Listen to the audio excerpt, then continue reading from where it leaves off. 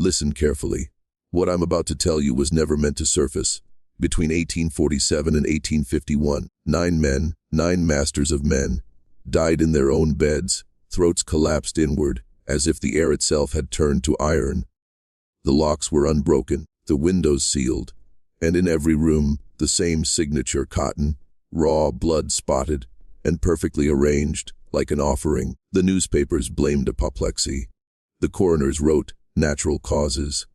But in the court ledgers, in faint pencil marks never meant for public eyes, a name appears again and again: Jacob. No surname, no birth record, no past. A giant over 7 feet tall. A slave who could not speak, who passed from one master to the next like a curse-wearing human skin. They said he was mute. But men who saw him swore his silence wasn't absence. It was restraint. He carried an aura, something that pressed on the lungs of anyone who dared meet his eyes. Those who tried to break him, the ones who treated silence as weakness, never lived to boast about it. Every time he was sold, a plantation burned with whispers. Every time he changed hands, another master choked on his own arrogance before the moon could wane. You won't find his name in the archives of Montgomery or Selma. His records were erased after the war, scrubbed from county books by trembling fingers who didn't want this story remembered. But fragments survive, in ledgers, in marginal notes, in the diaries of slave catchers who refused to sleep near mirrors after seeing him. They say Jacob's eyes were pale gray, almost silver, and that under moonlight they reflected no light at all.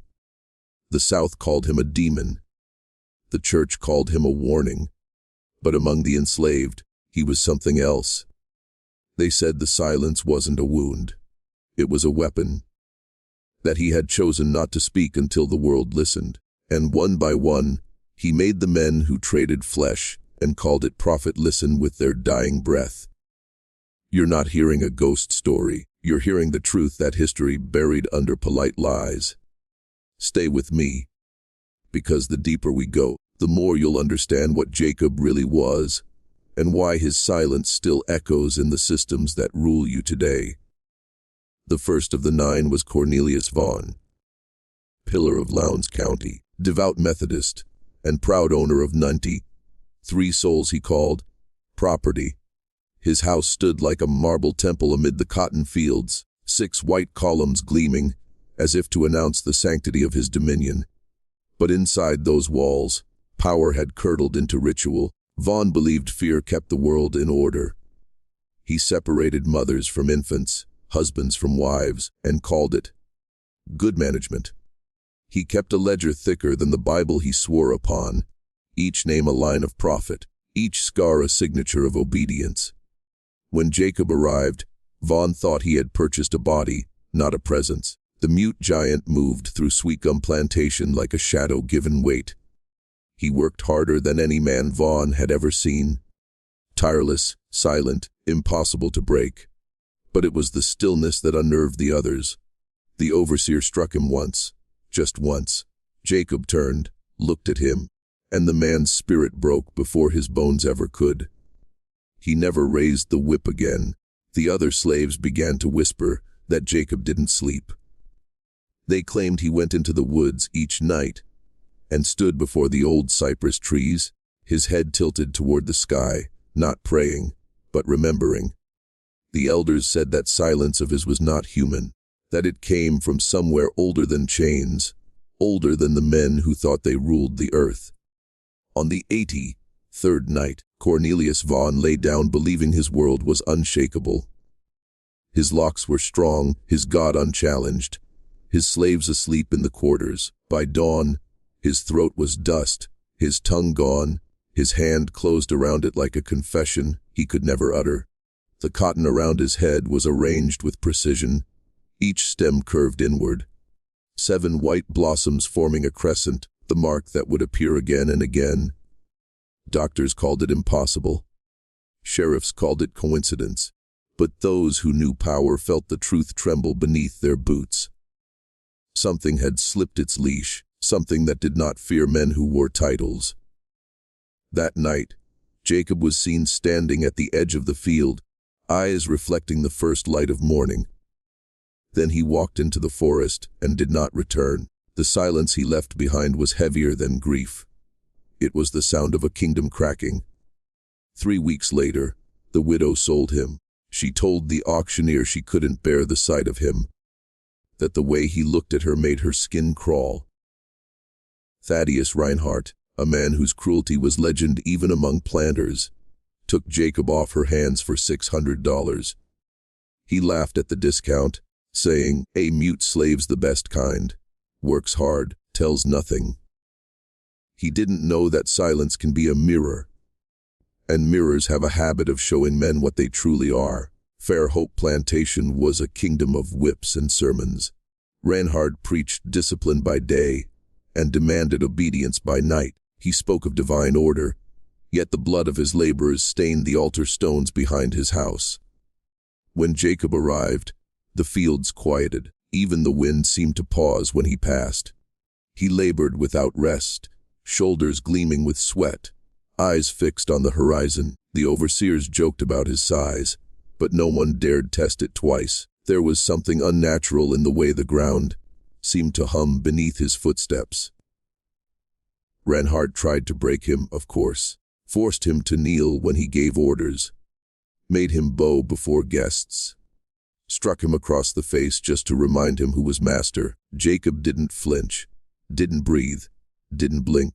The men who witnessed it swore they felt the air thicken in that moment, as if the very world waited to see what would happen next. But Jacob only lowered his gaze, turned, and walked away.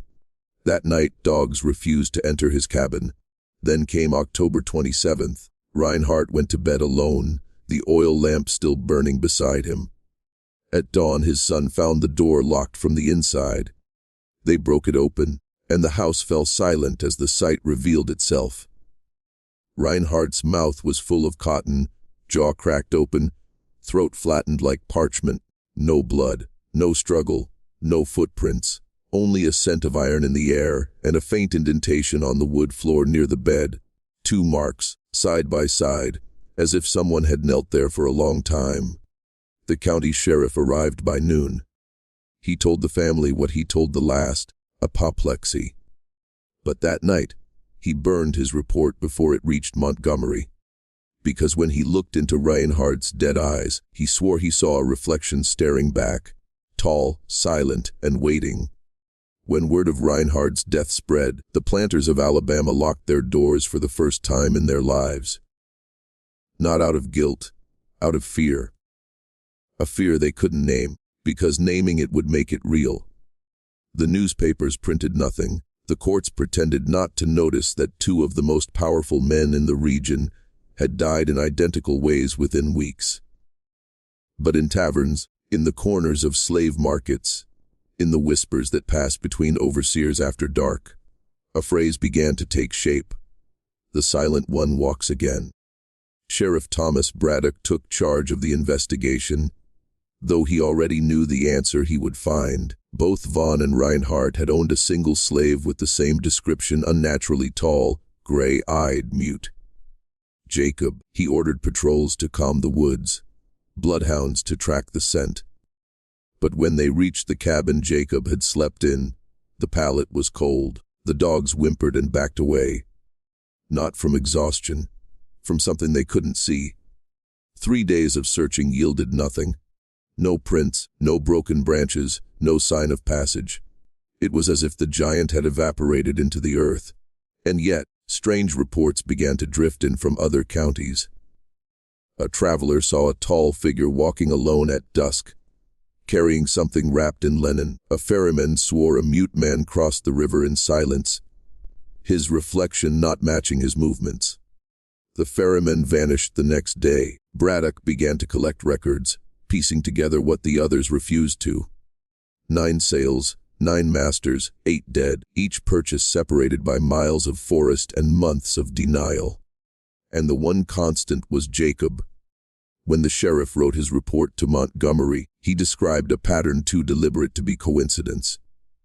His final line read, "If this man is flesh, then he carries something no man should." The governor's reply came swiftly, short, cold, and terrified find him. End it, quietly. That night the sheriff sat alone in his study, reading over the old bills of sale. Each signature, each ink blot, each date aligned into a shape that made no human sense. He thought of the tongues cut from the dead, the cotton placed like ritual symbols, and he whispered a thought that chilled him to the bone. Maybe Jacob wasn't killing men. Maybe he was collecting silence itself. Sheriff Braddock didn't sleep that night. He sat by the window, shotgun across his knees, staring at the line of trees beyond his porch. Every few minutes, he thought he saw movement. A flicker, a suggestion of height among the pines. The crickets had gone quiet hours ago. When he finally stood, his knees trembled, though not from age. He walked to his desk and opened the drawer, where he kept his badge, his Bible, and his father's old revolver. He looked at all three, then shut the drawer without taking any of them. By dawn, a rider arrived from Lowndes County, pale as ash, hat clutched in his hands. He spoke in broken phrases, another one gone. Same way, door locked from inside. Braddock rode out immediately. The plantation belonged to a man named Carter Dole. Wealthy, cruel, untouchable. When Braddock entered the master's quarters, he smelled iron and candle wax. Dole lay on his bed, head turned sharply to the side, throat caved in. His eyes were open, fixed on the ceiling, and on the wall above him, written in charcoal, was a single mark. A long vertical line crossed by a shorter one near the top. It wasn't a letter. It was a symbol. Braddock had seen it before. Carved faintly into a cabin door on Reinhardt's property, scratched into the frame of Vaughton's barn. Always the same, a shape resembling a man with no mouth. He ordered the body buried without ceremony. The white men grumbled, demanding a public display, but Braddock shut them down. He could feel something circling closer, like a storm that only he could hear. That night, as he wrote his notes by lamplight, he realized his hands were shaking. Each case blurred into the next until only one figure remained. A giant in silence, standing at the edge of the map, watching. Then came the knock, 3 slow raps on the door. Braddock froze. Whoever it was didn't knock again. The sheriff raised his lamp, stepped forward, and opened the door. No one stood there. Only a trail of footprints leading into the fog. Bare, enormous, deep. He followed them to the riverbank. They ended at the water's edge, as though the giant had stepped into the current and vanished. But the reflection that rippled back at him wasn't his own. It was taller still, waiting. The next morning, Sheriff Braddock's horse was found grazing by the river, reins trailing in the mud. Of the sheriff himself there was no sign, only his hat, lodged between 2 roots and a half, burned notebook floating downstream. The pages that survived were damp, the ink smeared but legible enough to terrify anyone who read them. In his final entry, Braddock wrote, "He does not kill in anger, he kills in rhythm." 9 names written before he was born. Each death folds the sound of another voice into him. When the last is silent, the earth itself will exhale. The governor's men recovered the book but buried it in the archives, labeling it a product of hysteria and fever. But silence spreads like rot. Within a month, 2 more planters were found dead, one in Mississippi, one in Georgia. Same marks, same expression, same absence of struggle. Jacob, the mute slave who never spoke a word, had become a legend whispered in fear across 5 states. No one could trace his path, though sightings multiplied. Some said he walked at the edge of fields at twilight, head bowed, carrying something over his shoulder. A sack that moved as if it breathed. Others swore he appeared in their dreams, standing at the foot of their beds, watching but never speaking. Mothers warned their children, "Disobey, and the silent man will come for you." Yet in every story, there was a contradiction. He never harmed the innocent, only those with blood already on their hands. Overseers, traders, men who bought and sold breath as if it were property. Each time he came, thunder followed, not loud, but low, like the rumble of something buried beneath the ground, shifting. By 1841, the pattern was undeniable. 9 names, 9 deaths. And then, nothing. The killings stopped as suddenly as they had begun. The plantations resumed their brutal rhythm. New masters rose, new chains forged. History turned the page. But sometimes, when the river runs high and the mist rolls thick over the old fields, the ferrymen still whisper. They say they've seen him standing knee deep in the water, staring at the moon's reflection. And if you listen closely, not with your ears, but your bones, you can almost hear it. The sound of a breath held for centuries, waiting to be released. Decades passed. The war came and went, burning the South to ash and memory. The Emancipation Proclamation freed bodies, but not ghosts. And Jacob was now the oldest ghost of them all. Some said he vanished into myth when the first Union soldiers crossed Alabama. Others swore they saw him among them, towering in a tattered blue coat, musket slung across his back, his eyes fixed on the horizon like he was walking toward something that wasn't on any map. In 1872, a group of freedmen began building a church near the ruins of Fair Hope Plantation. They called it the Chapel of the Ninth Silence. The name puzzled the white locals, but none dared question it. The builders worked without tools at night, claiming they didn't need hammers. The wood split clean under their hands. When they finished, there was no bell, no cross, only a tall doorway that faced the river. They said it was for the one who never spoke, the one who kept watch. Inside that church, a single symbol was carved above the altar, the same mark found on Reinhardt's wall. A vertical line crossed near the top. Those who entered described an unnatural hush.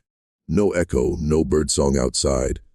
Just a pressure in the air, like standing inside a held breath. One of the freedmen, an old man named Elias, told a traveling preacher a story before his death. He said that, one night while laying the chapel's foundation, he saw a man step from the river. A giant, shoulders like stone, skin pale beneath the moon. The man did not speak. He simply walked past Elias, placed his palm on the ground, and pressed it once. The earth shook, softly, like an exhale. When Elias looked up, the figure was gone, leaving only the imprint of a hand the size of a shovel blade. After that, strange things happened in the chapel. Candles burned without melting. Visitors claimed their voices faltered mid-prayer. One young woman swore that when she whispered, "Jacob," her own voice did not return to her ears. It came back deeper, slower, as if spoken by another mouth entirely. By 1880, the chapel was abandoned. The walls rotted, but the doorway remained intact. Locals still avoid it at night. They say if you stand there long enough, the silence starts to breathe. And if you answer it, you won't be heard again. By the turn of the century, the legend of the Silent One had spread far beyond Alabama. Folklorists from Boston and New York came south with notebooks and phonographs, hunting for Negro superstition, as they called it. They found more than songs. They found patterns, missing pages from courthouse ledgers, sealed police reports, and plantation ledgers with names scratched out by hand. Each time the mark appeared, the tall line crossed at the crown. There was always a death, and always a silence that followed. One of those researchers, Dr. Luther Haynes, arrived in 1901.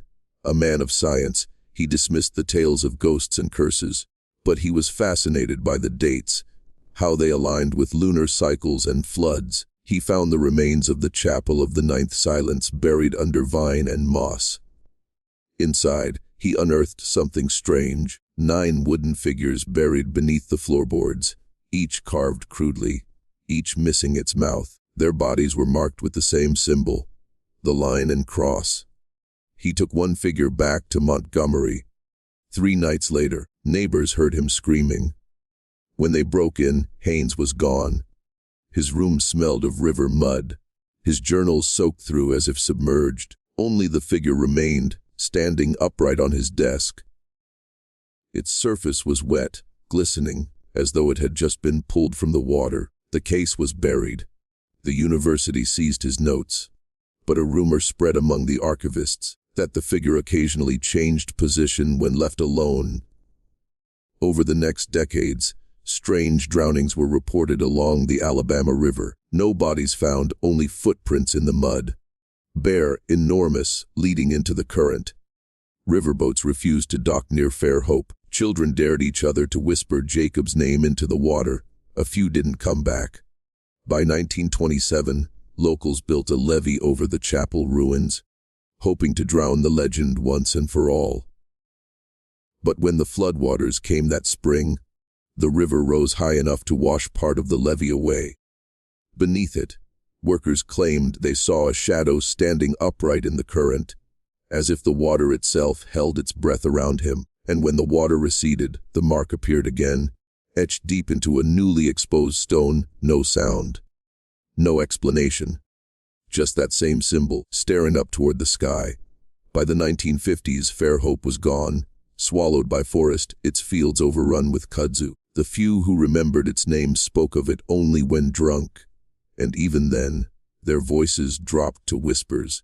But silence has a way of preserving what time tries to bury. When a highway crew came through in '54 to cut a new road along the river, their machinery struck something buried beneath the silt. It wasn't stone, it was wood. Old, blackened, and smooth as bone. They unearthed a beam carved with unfamiliar marks, the most prominent among them the same tall symbol, line and cross, now half eroded but unmistakable.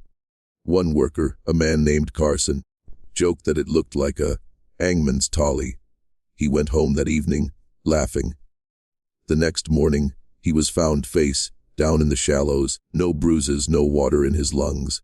His co-workers swore they heard him talking to someone the night before, answering questions that no one else heard. The state halted construction immediately. Official reports blamed unstable terrain. Unofficially, the locals said the silence had been disturbed again. Over the next few years, drifters began disappearing along that same stretch of river. Hunters heard low vibrations underfoot, like distant thunder that never arrived. A preacher claimed the earth itself was breathing, but there were no ghosts, no witnesses, only the sense that something enormous waited just beneath the surface, patient as ever. In 1961, a historian named Claire Rousseau, researching forgotten slave uprisings, stumbled on Sheriff Braddock's half-burned notebook in a private collection. She recognized the handwriting, matched it with lost county records, and pieced together the impossible 9 deaths, 1 survivor, 1 silence spreading through time. Her colleagues dismissed her as superstitious, but Rousseau wasn't finished. She traveled to Alabama, hiked into the overgrown remains of Fairhope, and set up camp beside the river. Her final entry, dated June 18, reads, "The water hums at night, the ground breathes. I think he's not dead at all, just waiting for someone to listen. The silence isn't empty.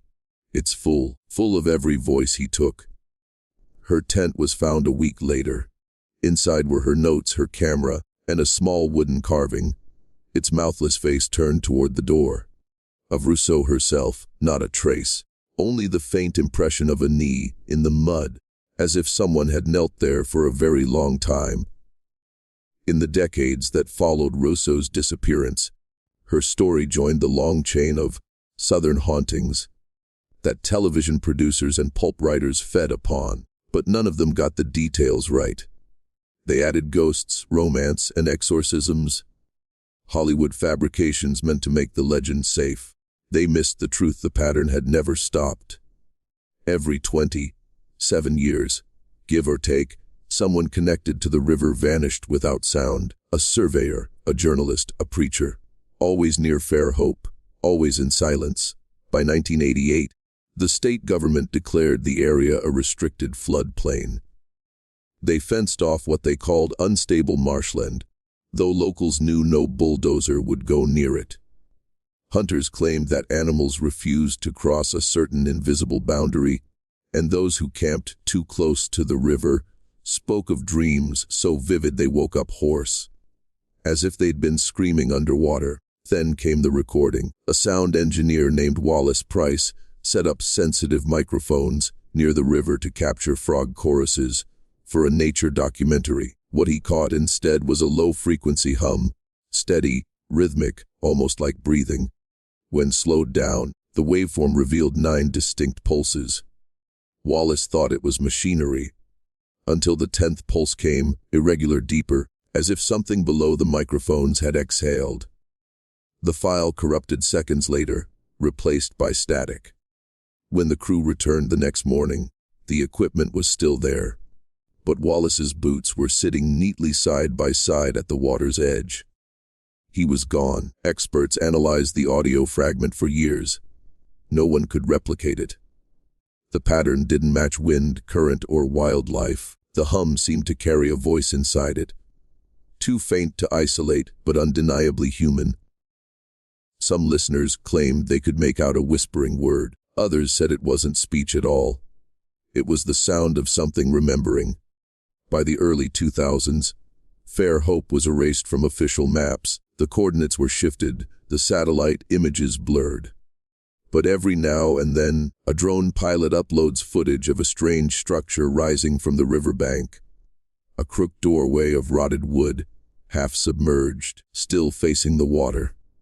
Those who pause the footage at just the right frame say they can see a figure standing in the reflection.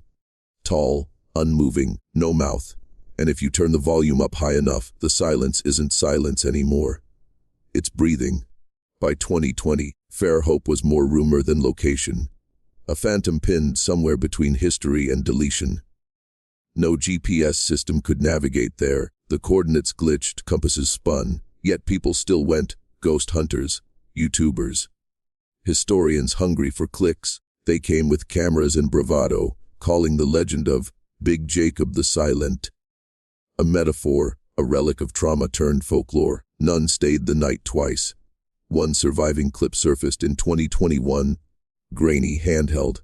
3 men laughing as they waded into the misted river. One of them, the one holding the camera, said, "If you're real, big man, come show yourself." Then the laughter stopped. The audio fractured into a low, droning tone. Not quite a growl, more like an immense inhalation. The camera shook violently, tilting toward the water, where 2 faint reflections stood instead of 3. The file ended there. Authorities ruled it fabricated. Though the timestamp matched the night a rescue team found the group's abandoned truck, half a mile from the riverbank. Doors open, engine still running. After that, the land was sealed for good. Officially, it's part of a wildlife conservation zone.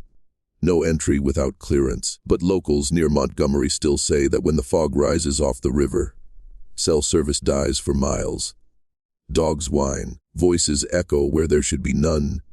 One farmer swore he saw someone standing in his flooded field at dawn, waist deep in water, facing the sunrise. When he shouted, the man didn't move, but the reflection turned to look at him. The story spreads again now, on forums and late-night podcasts. Some say the symbol has begun appearing in digital form, scratched into corrupted video frames, hidden in spectrograms, burned into the pixels of those who stare too long. Historians trace it back to the same line and cross, the mark of the silent one.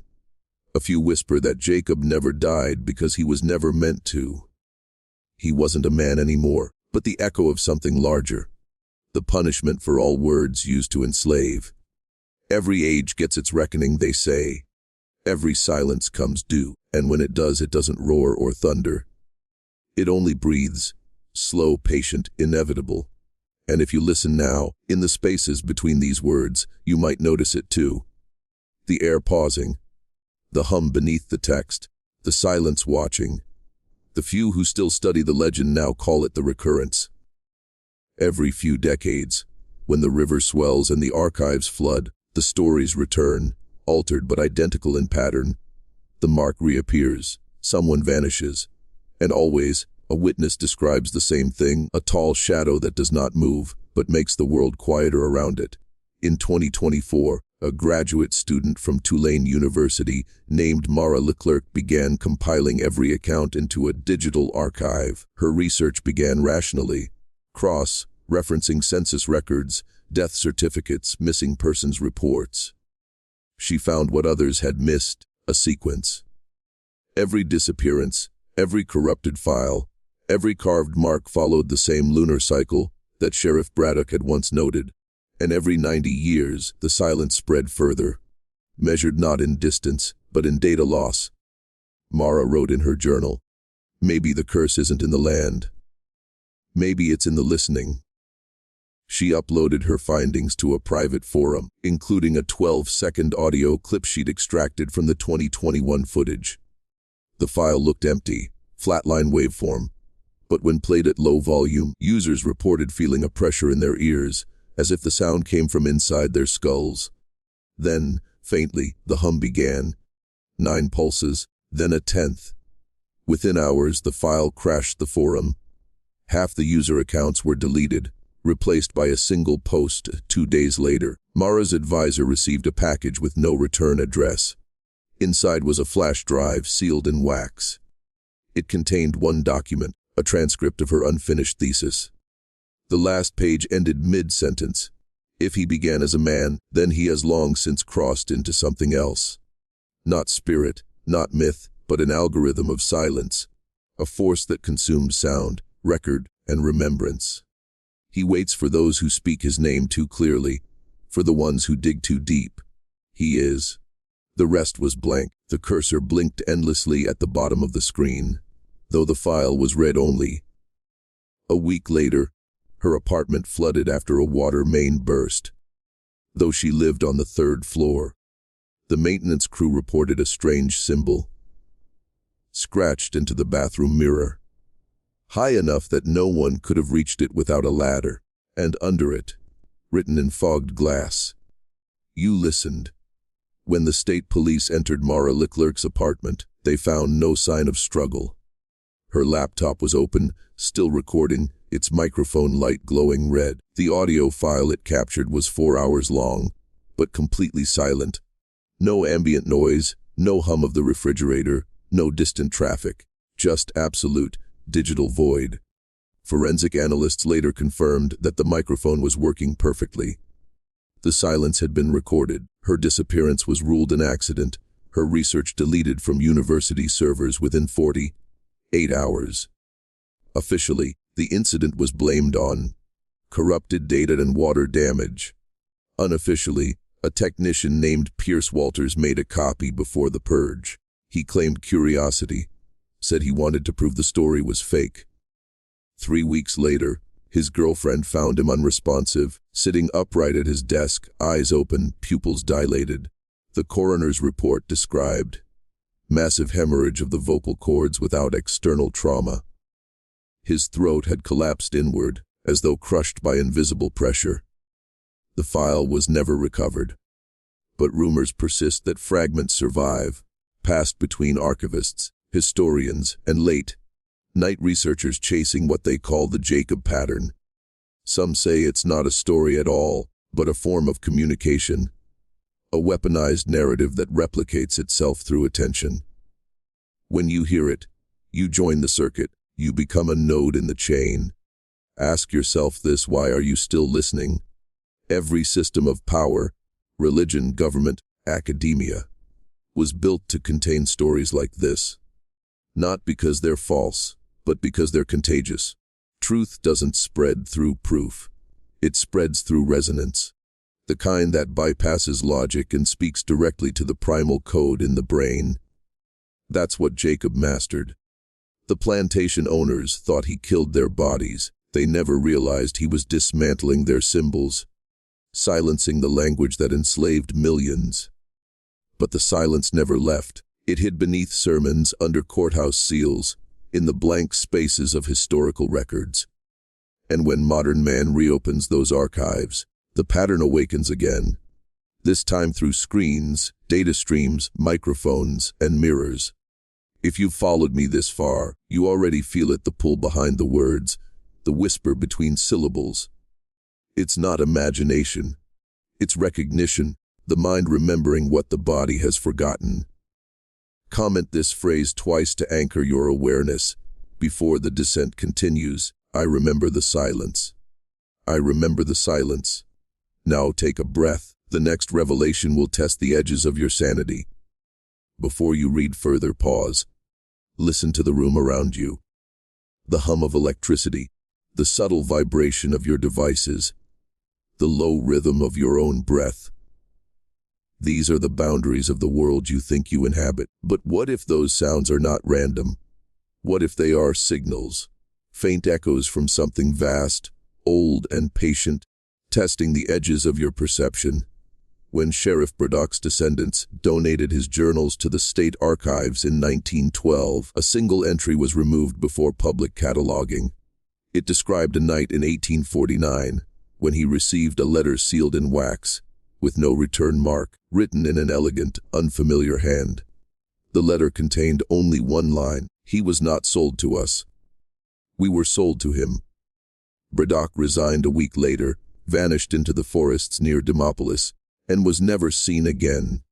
His badge was found decades later, buried under a magnolia tree with roots that had grown around it like skeletal fingers. Botanists who examined the tree reported that its heartwood was hollow, and inside, they found strands of human hair. Modern historians dismissed it as coincidence, but secret societies that traced their lineage to antebellum lodges, the Silent Order of the Pale Cross, the Brotherhood of the Cotton Seal, treat the story as scripture. To them, Jacob wasn't merely a man or a slave. He was the inversion of ownership itself, a living cipher designed to reclaim silence from those who monetized it. They believe every era produces its own Jacob, a vessel through which the unspoken balance of power reasserts itself. You see, control doesn't require force. It requires narrative, and silence is the most dangerous narrative of all. It hides in plain sight, shaping laws, shaping faith, shaping history.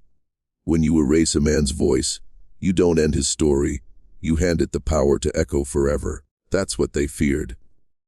That's what they still fear.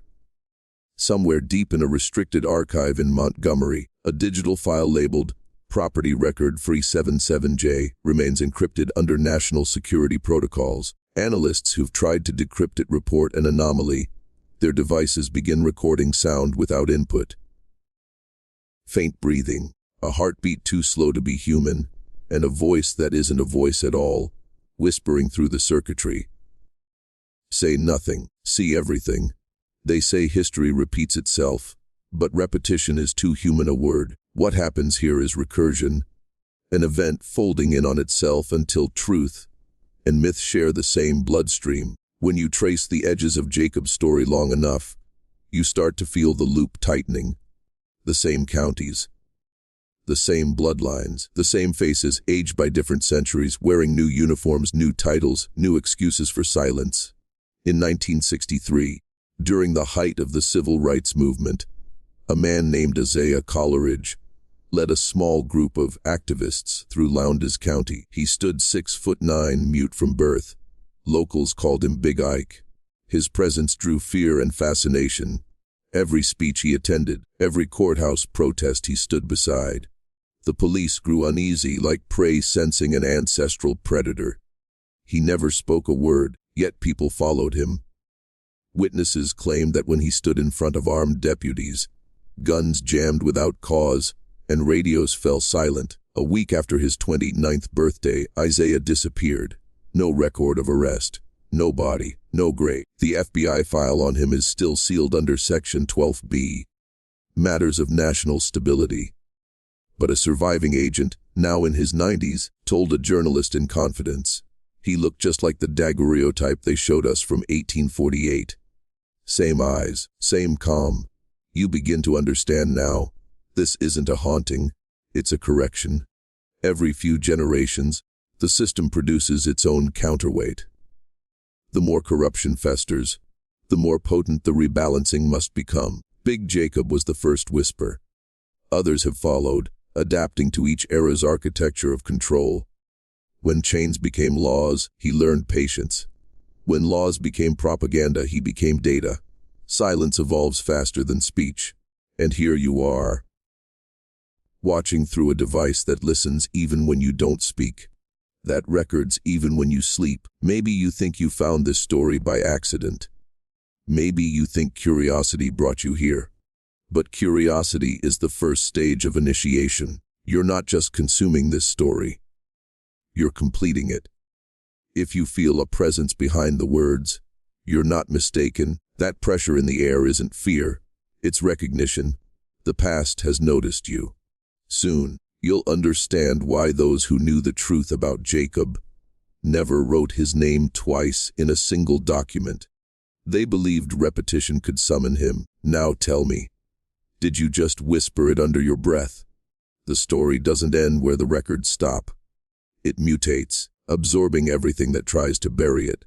By the late 1990s, an obscure researcher from Tuskegee University named Dr. Miriam Havel began studying patterns of cultural recursion in oral histories of the Deep South.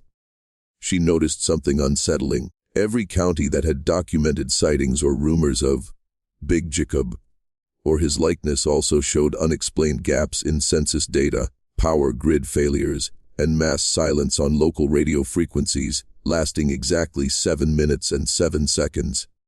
She called it the quiet interval. Her colleagues dismissed it as superstition wrapped in coincidence.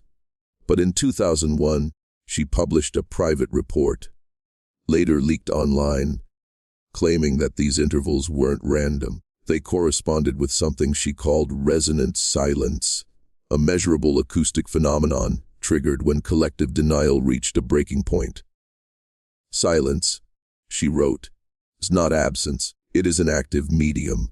It vibrates, corrects, consumes. 6 months later, Havel vanished. Her office was sealed by federal agents. The university issued a statement claiming her research had compromised sensitive communications infrastructure.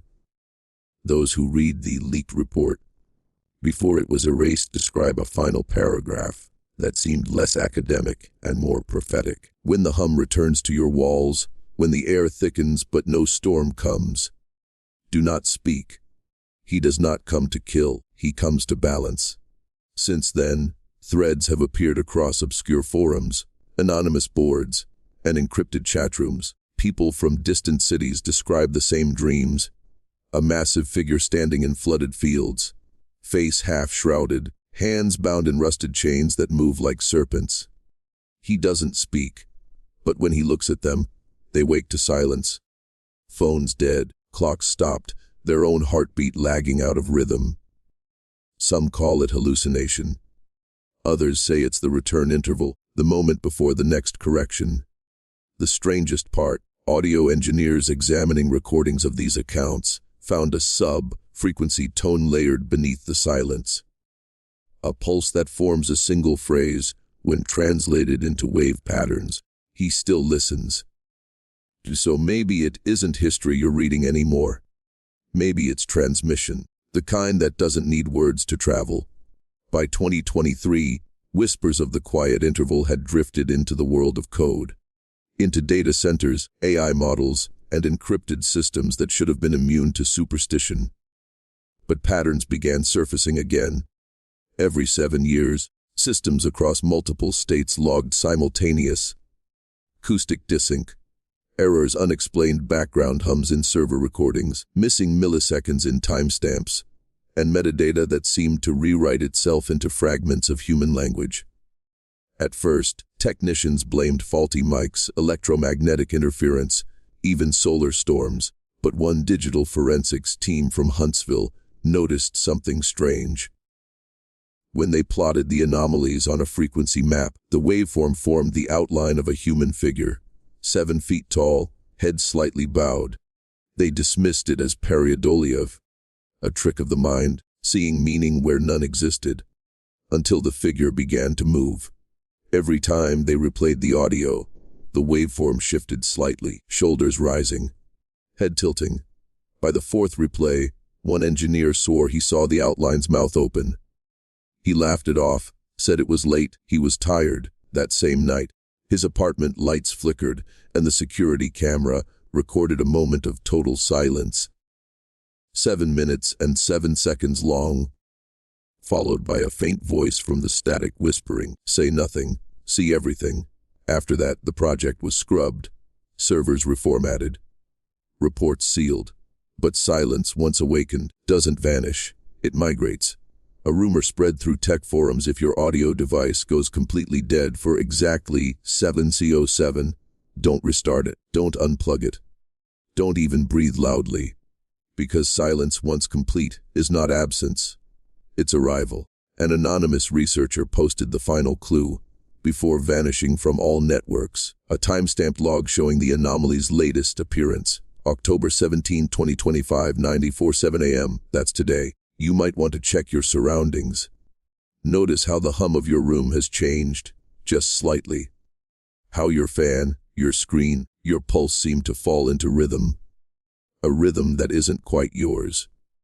They called him Big Jacob, but that name was never his. It was the name others gave to what they feared most. A silence that remembers, a stillness that watches. And if the stories are true, when the world grows too loud with lies, he returns, not to speak, but to listen. The logs from that morning, October 17, 2025, still exist somewhere, buried under layers of redaction and bureaucratic encryption. Those who have seen fragments say the recordings begin normally: server hum, faint chatter, keyboard clatter. Then, without transition, everything stops.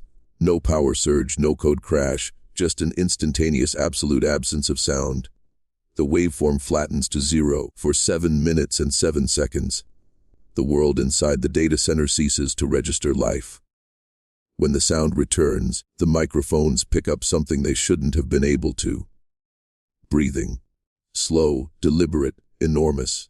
It's measured, as if the room itself is inhaling. Analysts amplified it 1,000-fold, revealing a subharmonic so deep it shook speakers apart. But within that vibration, hidden like marrow inside bone, was a sequence of numbers. Not random, not repeating. When decoded, the pattern translated to coordinates: an abandoned plantation site along the Alabama River. The same ground where Sheriff Braddock vanished in 1849. Investigators sent drones. The footage never reached the public, but leaked frames show something unsettling. Rows of trees forming perfect, unnatural symmetry. Each trunk carved with symbols that don't match any known language. And at the heart of the grove, a depression in the soil shaped like a massive human form, as if something had once lain there and recently risen. The Department of Energy quietly classified the area as a subsurface anomaly. Locals just call it the still ground. They avoid it after dusk. Hunters claim that near midnight sound drains away. No crickets, no wind. Dogs refuse to enter. If you stand too close, your ears fill with pressure, like descending underwater. A few who lingered long enough heard chains dragging across the dirt. Slow, rhythmic, steady as breath. And always the whisper, balance returns. Some think it's a myth reborn. Others believe it's a message carried forward through the only medium no one can censor: silence itself. If that's true, then maybe silence isn't the absence of truth. Maybe it's the form truth takes when we've run out of words to contain it. They buried Jacob once, but they never stopped listening for him. And maybe, just maybe, he never stopped listening back. Weeks after the Still Ground incident, surveillance satellites registered a phenomenon no scientist could explain. Within a 10-mile radius of the plantation ruins, all wireless transmissions began to fail for precisely 427 seconds. 7 minutes and 7 seconds again. Audio logs caught only one phrase before the blackout: interval repeating. Reporters rushed in, but their footage was corrupted. Cameras recorded in perfect silence, though the visuals played normally. Birds flying, trees moving in the wind, yet no sound at all. One freelance journalist, Dana Crow, decided to camp near the site. She transmitted her notes through a short range signal every hour. The final message she sent at 3:07 a.m. was simple: it's not quiet anymore. It's waiting. Her tent was found untouched. Her recorder contained 7 minutes of breathing that wasn't hers. The waveform pulsed in sync with an earlier pattern from 1849. Historians and physicists who examined it agreed on one thing: it was too consistent to be natural. When the government sealed the area for environmental instability, a small collective of underground researchers calling themselves Project 77J began decoding the pulses. They found that when translated into spectrogram images, the frequencies drew out lines resembling human fingerprints, one for each recorded interval since Jacob's disappearance. If superimposed, they formed a single, massive handprint covering most of the southeastern United States. The team went silent soon after. Their site, forum, and data archives vanished overnight. Only one message remained, posted at 7:07 a.m. "We are not discovering him. He is remapping us." And perhaps that's what this story has been all along. Not a haunting, not vengeance, but a reconstruction. Every retelling, every recording, every reader who lingers too long adds another layer to the pattern, helping it find form again. The balance that Jacob carried wasn't revenge. It was recall. The world forgets, silence remembers. If you listen closely now, beneath the hum of your device, you might catch it. A second heartbeat that isn't yours, steady, patient, unhurried. The same rhythm that has echoed through every generation that tried to hide what it did. It means the interval has begun again. The first modern witness to the new interval was not a researcher or historian. It was a 12-year-old boy named Aaron Dillard. He lived with his grandmother in a decaying farmhouse near the Alabama River, just 3 miles from the still ground. On the night of November 3, 2025, he woke to silence so deep it felt like weight pressing on his chest. The cicadas stopped mid-song. Even the clock beside his bed froze, its second hand trembling but never moving. Aaron said later, in a trembling voice recorded by local deputies, that he saw a man standing in the field beyond the window. Tall, still, framed by a pale haze that shimmered like heat. The figure didn't move or speak, but the corn around him bent outward in perfect circles, as if pushed by invisible breath. When the silence broke, all the glass in the farmhouse cracked outward, not inward. The boy's grandmother found him kneeling by the window, whispering, "He's listening through the dirt." Within 48 hours, similar incidents were reported across 4 counties: soundless storms, birds flying in rigid patterns, church bells swinging without chime. Audio recordings from one rural radio tower captured a pulse that repeated every 7 seconds. A sequence matching the subharmonics found in Dr. Miriam Havel's vanished research. The pulse wasn't random. When translated through frequency to letter mapping, it spelled 2 words: I remember. Authorities tried to dismiss the events as mass hysteria, but their own communication systems began failing whenever they transmitted near the river. Drones sent into the area lost connection, their feeds returning only static. And within that static, a faint pattern appeared, a silhouette, enormous, unmoving, head bowed. The anomaly expanded each night, creeping northward. Residents fled, claiming their own voices began to echo seconds late, as if repeating from somewhere underground. Then something stranger happened. At exactly 7:07 p.m. on November 10, every recording device within a 100-mile radius captured the same 7 words, spoken in a tone no one could identify as human or mechanical. The chain is not broken. It turns. After that, all systems went silent again. No one knows whether the figure is returning or awakening, but one thing has become clear: the silence isn't empty anymore. It's moving.